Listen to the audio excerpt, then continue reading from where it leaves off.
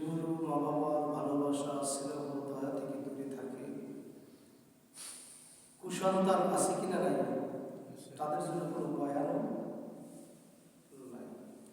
প্রিয় হাজিরি, এই হাজারো মখলুকাতের ভিতরে আল্লাহ তাআলা দেখেন সৃষ্টি নৈপুণ্যতার ভিতরে আপনি খেয়াল করেন, মানুষের স্বভাব একরকমের, জীব জানোয়ারের স্বভাব একরকমের, মৎস্য রাজির স্বভাব একরকমের, কীট পতঙ্গের স্বভাব একরকমের। এরকমের করে করে আপনি দেখবেন কারোর স্বভাবের সাথে আচরণের সাথে কারোর মিল খুঁজে পাবেন না। আল্লাহ তাআলা এগুলো করেছেন, এগুলো আল্লাহর নিজাম, এগুলো আল্লাহ তাআলার কুদরত। প্রিয় হাজিরিন, হাজারো সৃষ্টি জগতের ভিতরে, এই সৃষ্টি জগতের ভিতরে, হাজারো সৃষ্টির ভিতরে আল্লাহ তাআলার কাছে প্রিয় এবং পছন্দ হলো আশরাফুল মাখলুকাত ইনসান জাতি। কোন জাতি? এই মানব জাতি। আর যা কিছু সৃষ্টি আল্লাহ করেছেন সব মানবতার কল্যাণে, মানব জাতির কল্যাণে। আমাকে দিয়ে অন্যান্য প্রাণীরা কতটুকু ফায়দা পায় আপনি লক্ষ্য করলেই বুঝবেন, এবং অন্যান্য প্রাণী থেকে আমরা কি ফায়দা পাই, উপকারিতা বা হাসিল করি, এটা নিজের বিবেকের কাছে একটু জিজ্ঞেস করলে আমরা পেয়ে যাই। তিনি ভাইয়ারা, যেহেতু আমরা মানুষ, বেঁচে থাকতে আমাদের অন্যান্য প্রাণীদের মতো, অন্যান্য সৃষ্টি জগতের মতো হিসাব নয়। আমাদের আছে ব্যক্তিগত জীবন, ব্যক্তিগত স্বাধীনতা, আচরণগত পার্থক্য। আমাদের আছে পারিবারিক জীবন, সামাজিক জীবন, আমাদের আছে রাষ্ট্রীয় জীবন, আন্তর্জাতিক জীবন। সব কিছুর সাথে সমন্বয় করে আমাদের চলতে হয়। এক ব্যক্তিকেন্দ্রিক শুধু যদি আমি ব্যক্তি থাকি তাহলে দেশ চলে না, সমাজ চলে না, চলে না। আমি এক ব্যক্তি, এখানে যদি আমি সীমাবদ্ধ থাকতে চাই তাহলে আপনি সমাজের কাজ করবেন কখন? আপনাকে তো পরিবার মেনটেন করতে হবে, তাকে সময় দিতে হবে, আপনার সমাজকে আপনার দেখতে হবে, তারপরে আপনার দেশকে নিয়ে আপনাকে ভাবতে হবে। আন্তর্জাতিক পর্যায়ে আপনাকে অনেক চিন্তা করতে হবে যদি আপনি সেই লেভেলের, সেই ক্যাটাগরির মানুষ হন। দিনী ভাইয়েরা, আমি সেদিকে যাচ্ছি না, অল্পের ভিতরে ছেড়ে দিব। আল্লাহ তাআলা প্রথম হুকুমটা কি? মানুষ ব্যক্তিকেন্দ্রিক হবে না। সমাজে বাঁচতে হলে, পরিবারে বাঁচতে হলে, নিজের গুণীন সৃষ্টি করতে হলে প্রথম প্রয়োজন যেটা, সেটা হলো পরিবার। কি বলেন তো? পরিবার। আমরা অনেক মানুষ আছি পরিবার নিয়ে ভাবি না, চিরকুমার থাকার চেষ্টা করে। এরকম মানুষ কিন্তু আছে, জীবনেও বিয়ে করবে না, প্রতিজ্ঞা করছে। তার গোড়ায় কি সমস্যা তা জানি না, কিন্তু এই থিওরিওয়ালা মানুষ আছে কিনা নাই, জীবনে বিয়ে করবে। আপনি বিয়ে করবেন না, তাতে আপনার পরিবারই হবে না, পরিবার হবে না। এই জন্য পারিবারিক জীবনটা খুব দারুণ। পারিবারিক জীবনটা গঠন করতে হলে আমাদের প্রথম যে কাজটা, সেটা হলো কি?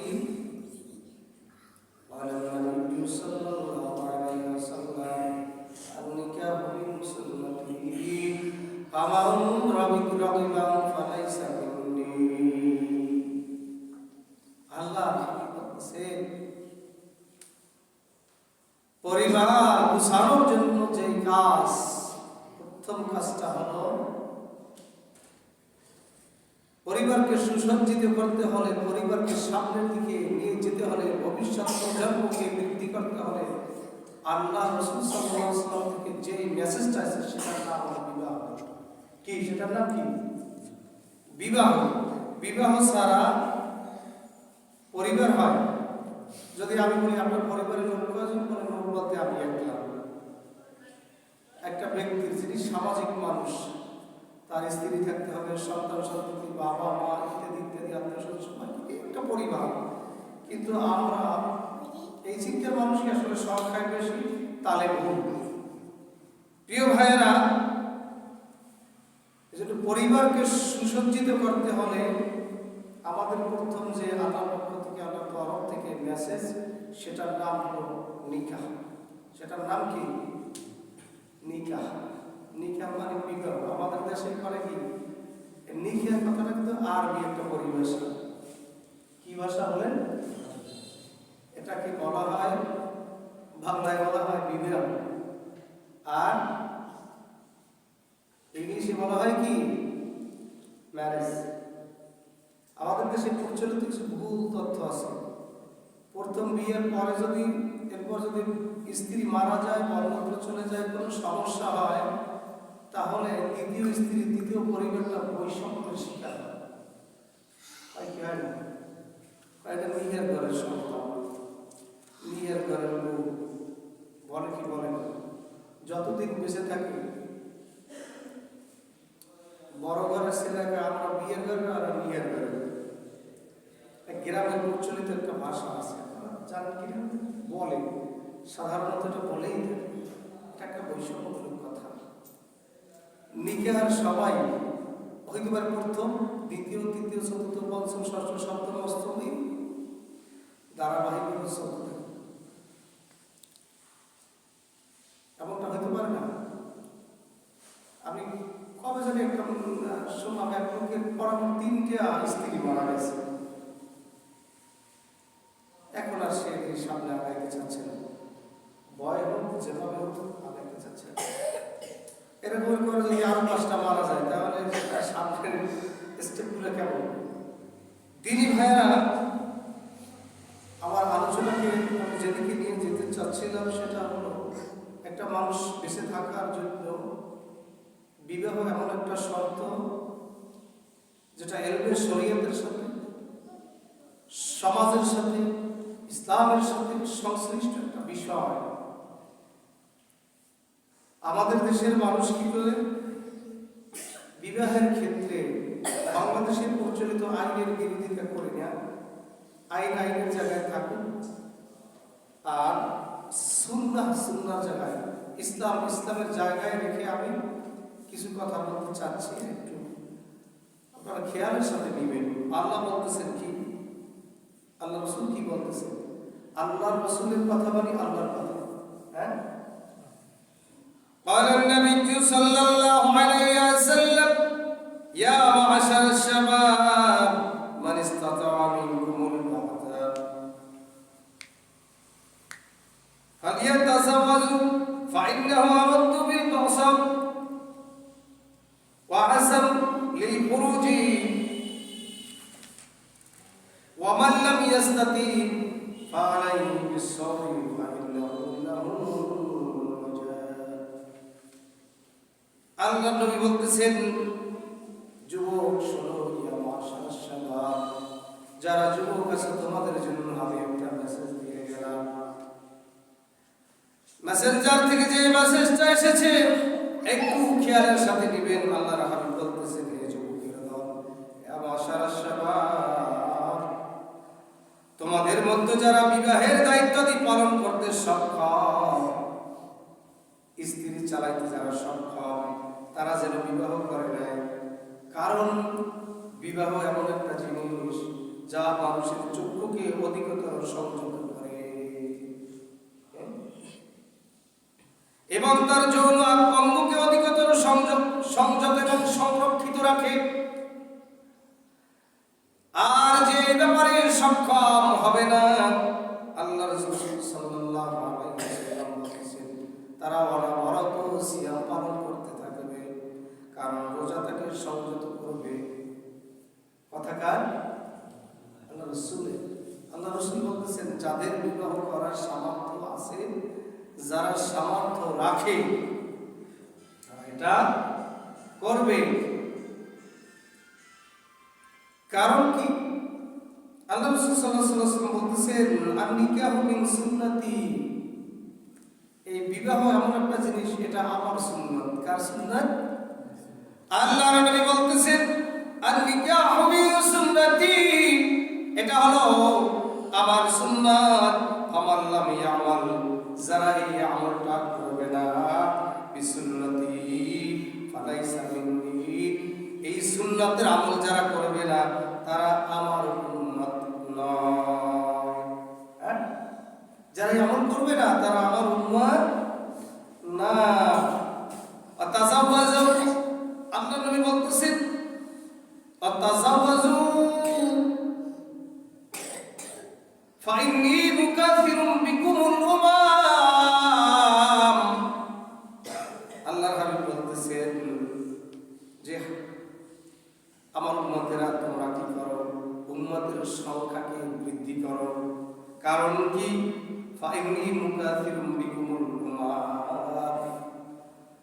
হাসরের ময়দানে আমার আল্লাহর নবী এই উম্মত নিয়ে গর্ব করবে।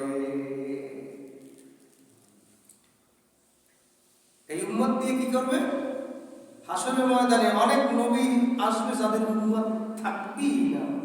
অনেক নবী কি নবী আছে উম্মত নাই। অনেক নবীর উম্মত আছে 10 জন, কেউ আছে 50 জন, কেউ 100, 500, 2000, 5000। আল্লাহ নবী বলতেছে যে হাসরের ময়দানে আমার উম্মতের দলটা হবে সবচেয়ে বড়। হ্যাঁ, আমার উম্মতের দলটা হবে কি সবচেয়ে বড়, সবচেয়ে বড়। ইলেকশন দেখছেন না? ইলেকশনের সময় বিভিন্ন দল নির্বাচনে অংশগ্রহণ করে। কেউ মিছিলে লোক থাকে 10 জন, কেউ 20 জন, কেউ 50, 100, 150। মিছিলে লোক থাকে 5000, থাকে না? আগামীকালকে নির্বাচন, কেডা ওই মিছিল দেখে বোঝা গেছে না? হ্যাঁ, যে 10 জন ওই নাম সে আগে বোঝে যে আমার কাম সারা। দিনী ভাইরা, হাসরের ময়দানে আল্লাহর হাবিবের উম্মতের দলটা হবে সবচেয়ে বড়। এই উম্মতের সংখ্যা আধিক্যতা বৃদ্ধির জন্য আমাদেরকে কি করতে হবে? আল্লাহ নবী সাল্লাল্লাহু আলাইহি ওয়াসাল্লাম বলেছেন, আন-নিকাহু মিন সুন্নতি। আমার একটা আমল আছে, শিখানো আমল, সেটা হলো বিবাহের সুন্নাহ। আমাদের দেশে কি হয়? ছেলেরা স্বাবলম্বী হইতে হইতে হইতে হইতে নিজের পাশ পথে সব শেষ হয়ে যাবে। বয়স 30, 35, 40, 45 বছর, এরপর নিজের পায়ে নিজে একটু দাঁড়াইতেছে। আছে কিনা না? অনেক গার্ডিয়ানেরা তারা একই অবস্থা। আবার অনেক একটা বৈষম্য দেখাতেছে। আমাদের দেশের চাকরি পায় বেশিরভাগ দেখবেন মেয়েরা, ছেলেরা বেশি বেকার থাকে।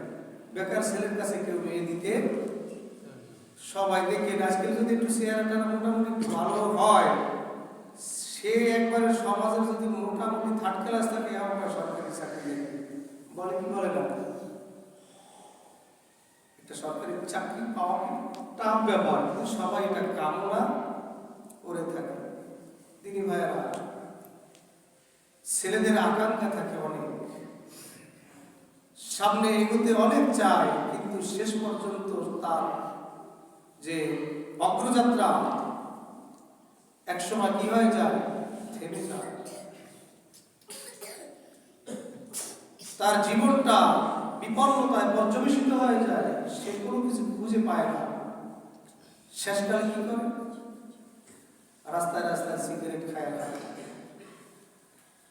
দিনী ভাইয়েরা, এজন্য যারা আজকের ওয়াজটা মুরব্বীদের জন্য, ছেলে সন্তান আমাদের আছে, যৌবনকালে গুনাহ করার মনোভাব মানুষের ভিতরে বেশি জমা। এজন্য যারা বাবা মা আছেন, বড় চাকরি, বড় ব্যবসা, বড় চিন্তা ভাবনা না করে আপনার ছেলে এবং মেয়েকে উত্তম পাত্রস্থের চিন্তা করতে হবে। ছেলে বড় হয়ে গেছে, বাবার দায়িত্ব তাকে বিবাহ করা। অনেকে নিজেই তো খাইতে পারে না, আর একজনের খাওয়াইবে কি বলে না? ছেলেরাও বলে নিজেও তো খাইতে পারে না। ভাই, রিজিকের মালিক কে বলেন তো? আল্লাহ তাআলা বলতেছেন, ওয়ামা মিন দাব্বাতিন ফিল আরদি ইল্লা আলাল্লাহি রিজকুহা।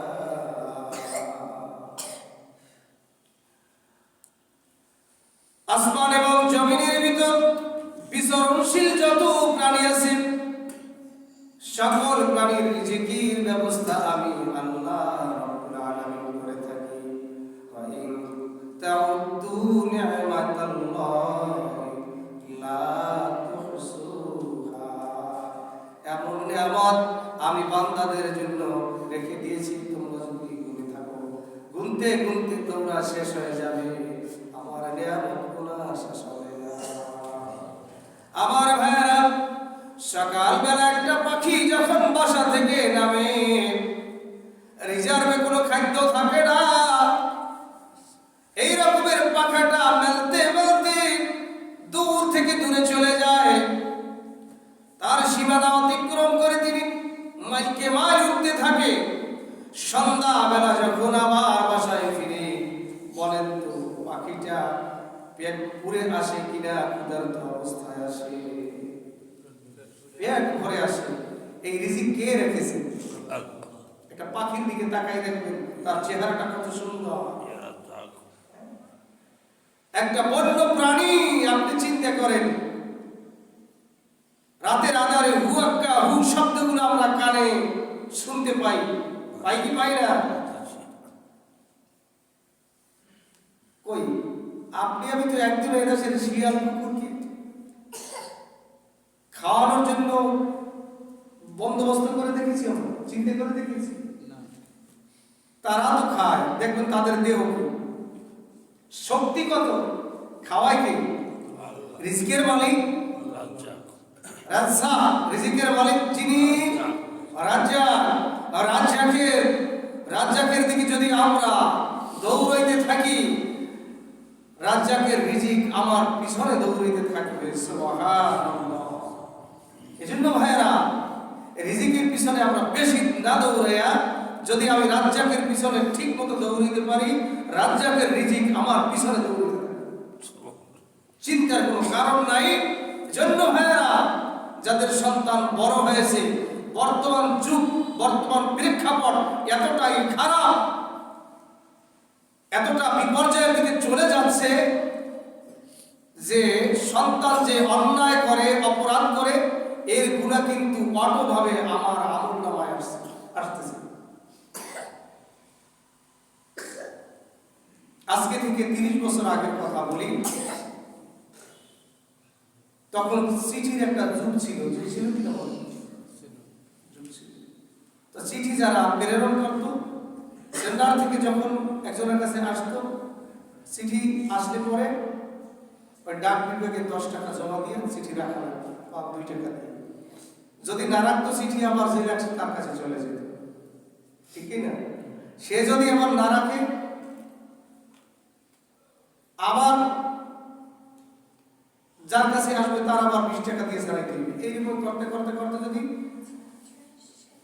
2-5 বার ঘুরে, তাহলে কি হবে? ডাক বিভাগ আপনাকে একটা মামলা দিবে। কেন নিলেন না? মামলা দিলে পরে আপনার 10 টাকার চিঠি 20 টাকা, 30 টাকা, 40, 50, 60, 70 টাকায় রাখা লাগে। হ্যাঁ তিনি ভাইরা, গুনাহ এমন একটা জিনিস, আমি মনে করি যে আমার সন্তানকে আমি ছেড়ে দিয়েছি, ও যা ইচ্ছে তাই করবে। হ্যাঁ, মনিটরিং নাই, মরেখা গুনাহ কিন্তু আমার আমলনামায় অটোভাবে আসতেছে।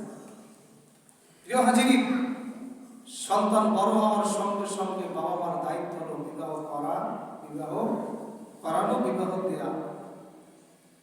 এই ক্ষেত্রে আমাদের খুব সাবধানতা অবলম্বন করতে হবে। আমরা তো চিন্তা করি সন্তান বড় হয়েছে, বিবাহের ক্ষেত্রে আল্লাহ রাসূল সাল্লাল্লাহু আলাইহি ওয়াসাল্লাম কড়া নির্দেশ দিয়েছেন, বিবাহ করাইলেই হবে না। জাতি আজকে পদপতনের একবারে দ্বার প্রান্তে চলে গেছে, কারণ কি খুঁজেই তো পাচ্ছে না। এক কবি বলেছেন, তোমরা আমাকে একটি উত্তম মা দাও, একটি ভালো মা দাও, আমি তোমাদেরকে উত্তম একটি জাতি উপহার দিই। ওই আমরা তো সেখানে লক্ষ্য রাখি না। বিবাহ করার ক্ষেত্রে নির্বাচন করি, দলা হইলেই হইল, সুন্দরী একটা পাইলি বাস, এতটুকুর ভিতরে আমরা সীমাবদ্ধ থাকি। জাত, তারপরে ওর এলেম কালাম, পর্দা পুশিতে, হায়া পর্দা, এগুলো মোটেই খেয়াল করি না। অথচ আল্লাহ রাসূল সাল্লাল্লাহু আলাইহি ওয়াসাল্লাম কি বলতেছেন? বিবাহ করার ক্ষেত্রে বরকত থাকে না কেন? ম্যাক্সিমাম বিয়েগুলো আমাদের হয় শরীয়তের বাইরে। বিবাহ করতে গেলে দেখবে কারা, দেখে কারা? যিনি বিয়ে করবেন তিনি দেখবেন, কিন্তু আমাদের দেশে একবারে দল বেঁধে যায়। বাবায় যায়, দুলাভাই যায়, খালু যায়, মামায় যায়, ছেলের এরা হচ্ছে টাকা ছুটিতে আসতে পারে নাই, বাবার পছন্দ হয়েছে, ভাইয়ের পছন্দ হয়েছে, বিয়ে করে। কিন্তু এটা সুন্নাহ পদ্ধতি না, যার জন্য এই ঝামেলাগুলো হচ্ছে। তিনি ভাইয়া আল্লাহ নবী সাল্লাল্লাহু আলাইহি ওয়াসাল্লাম বলতেছেন তুনকিহুল মারওয়াতিল আরবা। আল্লাহ বলতেছেন তোমরা যখন বিবাহ করবা, ও আল্লাহর গোলামেরা, চারটে জিনিস খেয়াল রেখে বিয়ে করবা, তাহলে শান্তির শেষ থাকবে না। এই চারটে জিনিস যদি তোমরা খেয়াল না করতে পারো, অশান্তির ভিতরে তোমাদের জীবনটা পর্যবেসিত হবে। চারটে জিনিসটা বলবো ইনশাআল্লাহ। চারটা জিনিস জানা দরকার। আমাদের দেশে সন্তানের কথা শোনে না, হ্যাঁ, যেমন ইচ্ছা তেমন চলতেছে, সমাজটা অন্ধকারে আচ্ছন্ন হয়ে গেছে। অথচ আল্লাহ রাসূলের এগুলো যদি আমরা মানতাম, আল্লাহ নবী বলতেছেন তুনকিহুল মারওয়াতুল আরবাঈন, তোমরা চারটি বিষয় পরিলক্ষিত করে তারপর কি করবা? বিবাহ কাজ সম্পন্ন করবা। এর ভিতরে কি? লিমালিহা, কি? লিমালিহা, সম্পদের কারণে। ছেলে হোক মেয়ে হোক, অনেক সময় দেখা যায় বিবাহ করাইতে গেছে, কুফু অর্থাৎ সমতা বিধান করে না, যার জন্য একটা সমাজের মধ্যে বিশৃঙ্খলা থাকে। জাহাজের লাগে ডিঙ্গি বাঁধে আছে আমাদের দেশে, বাবা মা মানে অর্থাৎ মেয়েরা কি আছে, কত কি দিতে পারবে, হ্যাঁ, রঙিন টিভি, ফ্রিজ, ফার্নিচার ইত্যাদি ইত্যাদি, বিশাল কিছু চিন্তা করে ওদিকে নিজের খবর নাই। যখন এই রকমের চিন্তা, এখানে কুফুর একটা বিষয় আছে। মাল বলতে কি এমন ছেলের হাতে তুলে দেওয়া যাবে না যে যার কিছুই নাই। এই জন্য আল্লাহ রাসূল সাল্লাল্লাহু আলাইহি ওয়াসাল্লাম বলতেছেন যে লিমালিহা, তারপর কি? ওয়া হাসাবিহা, তার বংশ মর্যাদার দিকে খেয়াল করে। আমাদের দেশে এখন এই কুফুর বিধান নাই। বিবাহ করার ক্ষেত্রে বংশের একটা বিষয় আছে। সব বংশের ছেলেরা মেয়েরা কিন্তু একরকম হয় না। এই বংশের দিকে খেয়াল করে আল্লাহ রাসূল সাল্লাল্লাহু আলাইহি ওয়াসাল্লাম বলতেছেন তোমরা বংশের দিকে খেয়াল করে তারপর বিবাহ কার্য সম্পাদন করো। এরপর কি?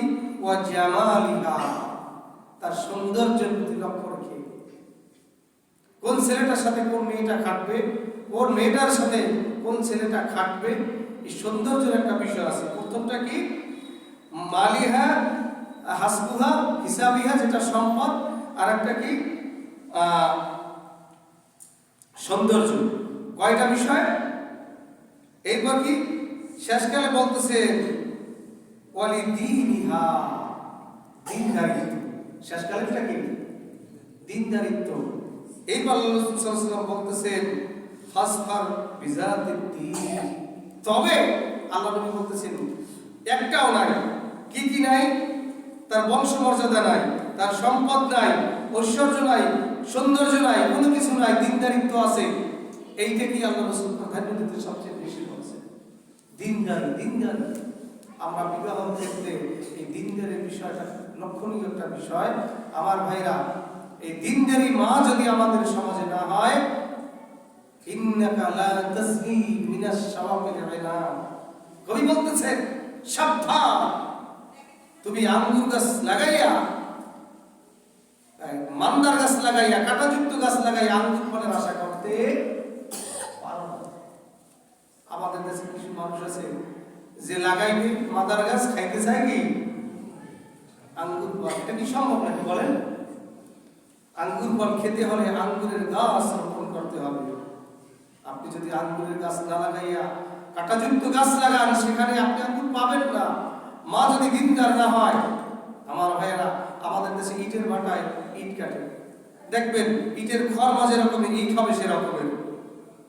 খড়মার টাইস যদি ভালো হয়, ইট ভালো হবে কিনা, ইটের শেপ ভালো হবে কিনা। আমরা যারা পিঠা বানাই, শীতের পিঠা শীতকালে খাই, দেখবেন সাসবান আপনার কি বলে, এই কুমাররা বানায় যেগুলো, ওইটা যদি ওটার ডাইস ভালো হয়, পিঠা শেপটা ভালো হয়। আর যদি ওইটার ডাইস ভালো না হয়, পিঠা ভালো হয় না, হ্যাঁ, খাইতে জানে একটু কেমন লাগে। তিনি ভাইয়েরা ডাইস চাই, ভালো হওয়া চাই। মেয়ে যেখান থেকে আনি না কেন, আগে মেয়ের দিনদারিত্ব, ছেলের দিনদারিত্বের বিষয়গুলো কি আমাদের খেয়াল রাখতে হবে। বিয়ে যারা করায়, প্রথম অবস্থায় দেখা যায় ম্যাক্সিমাম বিয়েগুলোতেই আমরা দেখি যে কোনো বিয়ে ড্যাক্সেট না বাজাইলে বিয়েটা যেন শুদ্ধই হয় না, অবাস্তব কিছু। আর মনোবিষের বাড়ি একেবারে বাজে, অনেক আলে মনোমান বাড়িতে রাখতে পারে না, মুরব্বীরা ওদিকে সালিশি করে, দরবারি করে, এলাকা প্রভাবশালী সবখানে সালিশি সে করতে জানে, কিন্তু ঘরের সালিশি করতে পারে না। এত কইলাম আমি শেষকালে এরকম বলতে শুয়ে রয়েছি, ওরা পাড়ের মাথায় দিয়ে পারি, পাহাড়ের মাথায় খাটাইতে পারে না। তাহলে এগুলো পাগলামি। আমার ভাইয়েরা, যেই সমস্ত বিবাহগুলোতে বেশি গানের আয়োজন করা হয় সেখানে দিনদারিত্ব নষ্ট হয়ে যায়, বেপরদা হয়, অশালীনতা হয়, শুরু থেকেই শুরু হয় পাগলামি, যার জন্য দিনদারিত্ব আর টেকে না, সন্তানগুলো ভালো হয় না। আমার ভাইয়েরা, বাস্তব চিত্র সমাজের আমার ভাইয়েরা, কথাগুলো একটু সবার কাছে বলে দিতে লাগতে পারে, যা চলছে তাই বলছি। আজকে আমরা এখন সাবধান হই প্রিয় ভাইয়েরা, আমরা বিবাহ করাবো সন্তানদেরকে বয়সের উপযুক্ত হলে পরে, মেয়েগুলোকে বিবাহ বন্ধনে আবদ্ধ করাবো বয়স যখন হবে তখনই আমরা চিন্তা করব। কারণ কি, ওরে যদি আমি সঠিক পথে না চালাইতে পারি, ও যদি বিবাহ বন্ধনে আবদ্ধ না করতে পারি, যত জেনা করবে ওই একটা রেশিও বাবা মার আমল নামায় সেই চাপ। তিনি ভাইরা, আমরা আমাদের দায়িত্ব কর্তব্য যথাযথভাবে পালন করতে পারি।